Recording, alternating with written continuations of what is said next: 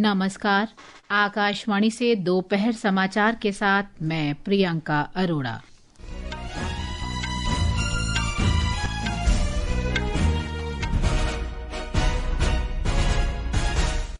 मुख्य समाचार। सरकार ने अटल पेंशन योजना को वर्ष 2030-31 तक जारी रखने को मंजूरी दी। भारतीय लघु उद्योग विकास बैंक में 5,000 करोड़ रुपए डालने का भी निर्णय। विदेश मंत्री डॉक्टर एस जयशंकर की स्पेन के विदेश मंत्री होसे मैनुएल अल्वारेज ब्यूनो से नई दिल्ली में मुलाकात। विश्व से आतंकवाद को कतई बर्दाश्त न करने की नीति अपनाने का आह्वान। लोकतंत्र और निर्वाचन प्रबंधन पर भारतीय अंतर्राष्ट्रीय सम्मेलन का नई दिल्ली में शुभारंभ। मुख्य निर्वाचन आयुक्त ने भारत की प्राचीन लोकतांत्रिक प्रणाली पर प्रकाश डाला। भारतीय मूल की अंतरिक्ष यात्री सुनीता विलियम्स 27 वर्ष की उल्लेखनीय सेवा के बाद अमेरिकी अंतरिक्ष एजेंसी नासा से सेवानिवृत्त। रूस के विदेश मंत्री सरगेई लावरोव ने कहा, ग्रीनलैंड डेनमार्क का स्वाभाविक हिस्सा नहीं। कहा, यह संयुक्त राष्ट्र चार्टर का उल्लंघन करने वाली औपनिवेशिक विरासत। और क्रिकेट में भारत और न्यूजीलैंड के बीच 5 मैचों की T20 श्रृंखला का पहला मैच आज शाम नागपुर में। अब समाचार विस्तार से। मंत्रिमंडल ने आज अटल पेंशन योजना को 2030-31 तक जारी रखने के साथ ही प्रचार और विकासात्मक गतिविधियों के लिए वित्तीय सहायता बढ़ाने को मंजूरी दे दी है। इस योजना के अंतर्गत अब तक 8 करोड़ 66 लाख से अधिक लाभार्थी पंजीकृत हो चुके हैं। एक रिपोर्ट। आज नई दिल्ली में प्रधानमंत्री नरेंद्र मोदी की अध्यक्षता में हुई मंत्रिमंडल की बैठक में ये निर्णय लिया गया। ये योजना मई 2015 में असंगठित क्षेत्र के श्रमिकों को वृद्धावस्था में आय सुरक्षा प्रदान करने के उद्देश्य से शुरू की गई थी। ये योजना 60 वर्ष की आयु के बाद प्रति माह 1,000 से 5,000 रुपए तक की न्यूनतम गारंटीकृत पेंशन प्रदान करती है। ये लाभार्थी के योगदान पर निर्भर करती है। सरकार ने लघु उद्योग विकास बैंक सिडबी को 5,000 करोड़ रुपए की पूंजीगत सहायता राशि भी स्वीकृत की है। इससे 25,74,000 से अधिक सूक्ष्म और लघु उद्योगों से जुड़े लाभार्थियों को फायदा मिलने की आशा है। अंकित और दीपेंद्र की रिपोर्ट के साथ समाचार कक्ष से जागृति शर्मा। विदेश मंत्री एस जयशंकर ने कहा है कि विश्व के देशों के लिए आतंकवाद से निपटने में साझा चुनौतियों पर सहयोग करना पहले से कहीं ज्यादा आवश्यक है। डॉक्टर जयशंकर ने आज नई दिल्ली में स्पेन के विदेश मंत्री होसे मैनुएल अल्वारेज ब्यूनो के साथ बैठक के बाद ये बात कही। उन्होंने कहा कि भारत और स्पेन दोनों ही आतंकवाद से पीड़ित हैं। विदेश मंत्री ने कहा कि वैश्विक व्यवस्था में बदलाव आ रहा है और दुनिया को आतंकवाद के प्रति कतई बर्दाश्त न करने की नीति अपनानी चाहिए। It is more imperative than ever before. राष्ट्र के लिए चुनौतियों को हासिल करना बेहद जरूरी है। भारत और स्पेन आतंकवाद से जूझ रहे हैं। हमें साझा लोकतांत्रिक मूल्यों, आतंकवाद के प्रति जीरो टॉलरेंस और बढ़ती आर्थिक साझेदारी के आधार पर भारत स्पेन के संबंधों को मजबूत करना होगा। डॉक्टर जयशंकर ने कहा कि भारत अगले महीने नई दिल्ली में आर्टिफिशियल इंटेलिजेंस इम्पैक्ट सम्मेलन 2026 की मेजबानी करेगा। विदेश मंत्री ने कहा कि भारत और स्पेन ने वर्ष 2026 को संस्कृति, पर्यटन और आर्टिफिशियल इंटेलिजेंस के दोहरे वर्ष के रूप में नामित किया है। AI is human-centric, inclusive and focused. Bharat और यूरोप AI के क्षेत्र में साझा दृष्टिकोण रखते हैं। AI के प्रति हमारी सोच मानव केंद्रित और नैतिक उपयोग पर आधारित है। हमें विश्वास है कि ये वर्ष अधिक संस्थागत और उद्योग को प्रोत्साहित करेगा। Greater institutional and industry-led collaboration. विदेश मंत्री ने कहा कि भारत और स्पेन इस वर्ष राजनयिक संबंधों के 70 वर्ष पूरे कर रहे हैं। स्विट्जरलैंड के दावोस में आज विश्व आर्थिक मंच में इलेक्ट्रॉनिकी और सूचना प्रौद्योगिकी मंत्री अश्विनी वैष्णव ने IBM के मुख्य कार्यकारी अधिकारी अरविंद कृष्णा और मेटा के वैश्विक मामलों के मुख्य अधिकारी जोएल कपलान से मुलाकात की। सोशल मीडिया पोस्ट में श्री वैष्णव ने कहा कि दुनिया भारत को नवाचार के प्रमुख केंद्रों के रूप में देखती है। श्री वैष्णव ने कहा कि भारत में AI पर 70 अरब अमरीकी डॉलर के निवेश को मंजूरी मिल चुकी है। उन्होंने कहा कि अगले 12 महीनों में 50 अरब अमरीकी डॉलर का और निवेश होने की उम्मीद है। ये समाचार हमारी वेबसाइट www.newsonair.gov.in और हमारे न्यूज ऑन एआईआर ऐप पर भी उपलब्ध हैं। दोपहर समाचार में आपका फिर स्वागत है। मुख्य निर्वाचन आयुक्त ज्ञानेश कुमार ने कहा है कि बूथ स्तरीय अधिकारी देश में चुनाव आधारित लोकतांत्रिक व्यवस्था के स्तंभ हैं। नई दिल्ली में आज आयोजित भारतीय अंतर्राष्ट्रीय लोकतंत्र और चुनाव प्रबंधन सम्मेलन को संबोधित करते हुए श्री कुमार ने भारत को लोकतंत्र की जननी बताया। प्रत्येक पात्र मतदाता को शामिल करते हुए निष्पक्ष मतदाता सूची बनाए रखना लोकतंत्र को मजबूत करने के लिए जरूरी है, क्योंकि इसके जरिए सभी चुनाव निष्पक्ष तरीके से होते हैं।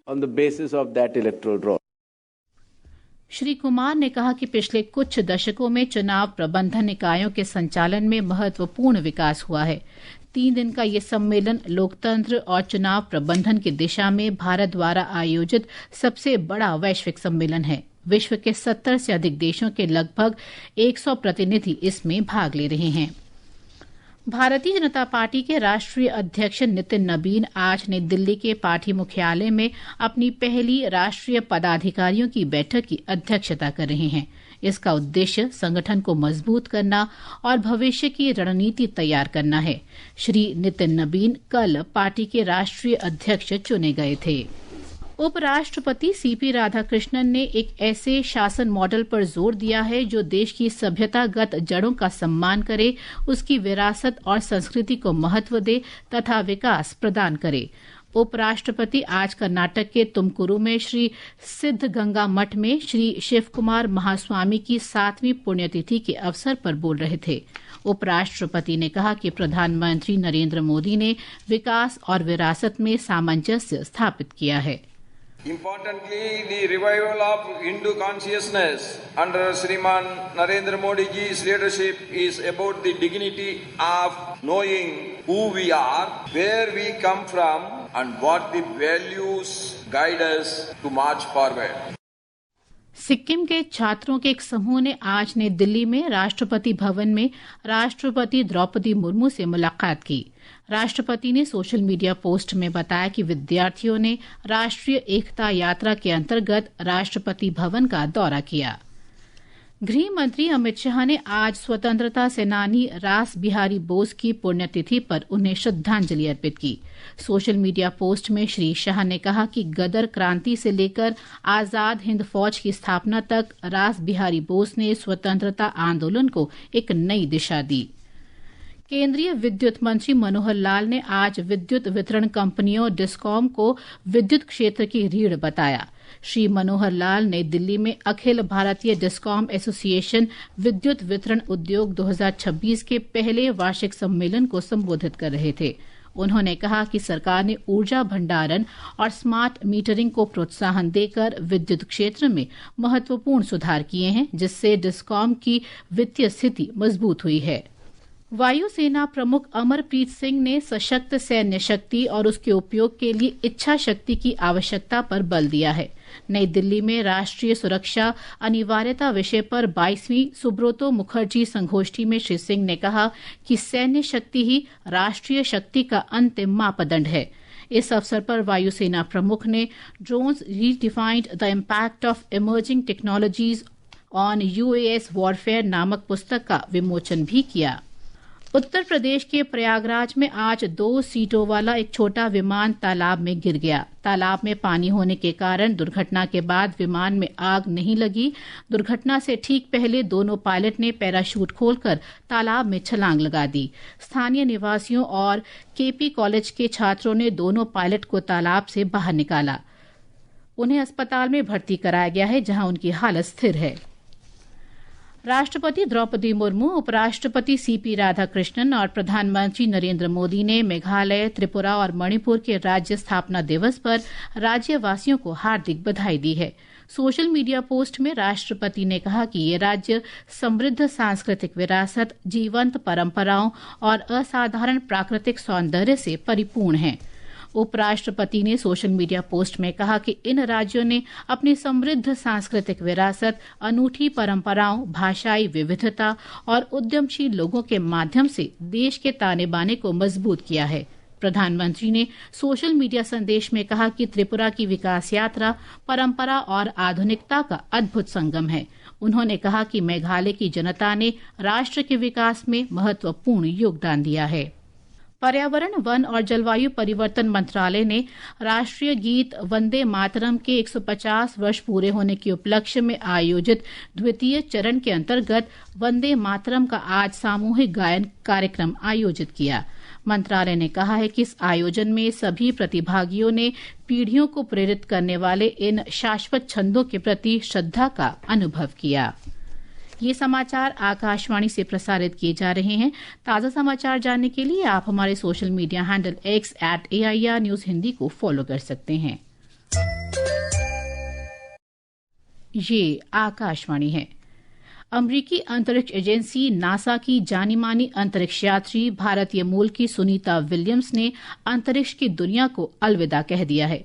सुनीता विलियम्स 27 वर्षों की उल्लेखनीय सेवा के बाद अंतरिक्ष एजेंसी से सेवानिवृत्त हो गई हैं। उनकी सेवानिवृत्ति 27 दिसंबर 2025 से मानी जाएगी। एक रिपोर्ट। 4, 3, 2, 1 अंतरिक्ष से जुड़े अभियानों का नाम सुनते ही हर व्यक्ति का मन अद्भुत रोमांच और उत्साह से भर जाता है। पृथ्वी की सतह से सुदूर ऊपर, आकाश से परे अंतरिक्ष की ऊंचाइयां शुरुआत से ही इंसानी मन में कौतूहल जगाती रही हैं। करोड़ों भारतीयों के दिलों में अंतरिक्ष अन्वेषण से जुड़ी इन्हीं जिज्ञासाओं और आश्चर्यों के रहस्योद्घाटन की अलख जगाने वाली भारतीय मूल की अमेरिकी अंतरिक्ष यात्री सुनीता विलियम्स का जन्म 19 सितंबर 1965 को अमेरिका के ओहायो में हुआ। सुनीता ने अपनी प्रारंभिक शिक्षा अमेरिका में पूरी की। सुनीता विलियम्स ने अंतर्राष्ट्रीय अंतरिक्ष स्टेशन ISS के 3 मिशनों में उड़ान भरी और अंतरिक्ष में 608 दिन बिताए। उन्होंने 9 स्पेस वॉक पूरे किए, जिनकी कुल अवधि 62 घंटे से अधिक रही। ये महिला श्रेणी में सबसे अधिक समय है। वे अंतरिक्ष में मैराथन दौड़ने वाली भी पहली महिला थी। अपने करियर के दौरान विलियम्स ने अंतरिक्ष यात्रियों के प्रशिक्षण, रूस में अभियानों और भविष्य के चंद्रयान मिशनों के लिए अंतरिक्ष यात्रियों को तैयार करने सहित जमीनी स्तर पर नासा में भी योगदान दिया। उनका जीवन सदियों तक आने वाली पीढ़ियों को प्रेरित करता रहेगा। I think we all want to look for our home. I grew up in Massachusetts. My father's from India. My mother's from Slovenia. So I'm obviously looking for these places to call home. It really makes you feel like we are just one, and we all should probably work a little bit closer and easier together. समाचार कक्ष से मैं मुकेश कुमार बल। रूस के विदेश मंत्री Sergei Lavrov ने कहा है कि ग्रीनलैंड डेनमार्क का स्वाभाविक हिस्सा नहीं है, बल्कि ये उपनिवेशवाद की निशानी है जो संयुक्त राष्ट्र चार्टर की भावना का उल्लंघन करती है। एक रिपोर्ट। कल एक संवाददाता सम्मेलन में श्री लावरोव ने कहा कि ग्रीनलैंड ऐतिहासिक रूप से नॉर्वे और डेनमार्क का उपनिवेश था। ये 20वीं शताब्दी में डेनमार्क का संबद्ध क्षेत्र बना। श्री लावरोव ने कहा कि संयुक्त राष्ट्र ने 17 ऐसे क्षेत्रों को सूचीबद्ध किया है जो अभी भी किसी अन्य देश के नियंत्रण में हैं। इस संदर्भ में उन्होंने फ्रांस और ब्रिटेन से जुड़े उदाहरण भी दिए। संयुक्त राष्ट्र सुरक्षा परिषद का स्थायी सदस्य होने के नाते रूस का ये बयान बेहद महत्वपूर्ण है, क्योंकि उसके पास वीटो पावर है। अमेरिका के राष्ट्रपति डोनाल्ड ट्रंप ने ग्रीनलैंड के अधिग्रहण के कदम का विरोध करने वाले यूरोपीय देशों पर लगातार टैरिफ बढ़ाने की भी बात कही, जिससे इस क्षेत्र पर विवाद और बढ़ गया है। समाचार कक्ष से फरहत नाज। क्रिकेट में भारत और न्यूजीलैंड के बीच 5 मैचों की T20 श्रृंखला आज से शुरू हो रही है। श्रृंखला का पहला मैच नागपुर के विदर्भ क्रिकेट एसोसिएशन स्टेडियम में खेला जाएगा। मैच शाम 7 बजे शुरू होगा। 79वीं संतोष ट्रॉफी राष्ट्रीय फुटबॉल चैंपियनशिप आज असम में शुरू हुई। प्रतियोगिता के ग्रुप ए के मैच में राजस्थान ने उत्तराखंड को 3-2 से हराया। और अंत में मुख्य समाचार एक बार फिर। सरकार ने अटल पेंशन योजना को वर्ष 2030-31 तक जारी रखने को मंजूरी दी। भारतीय लघु उद्योग विकास बैंक में 5,000 करोड़ रुपए डालने का भी निर्णय।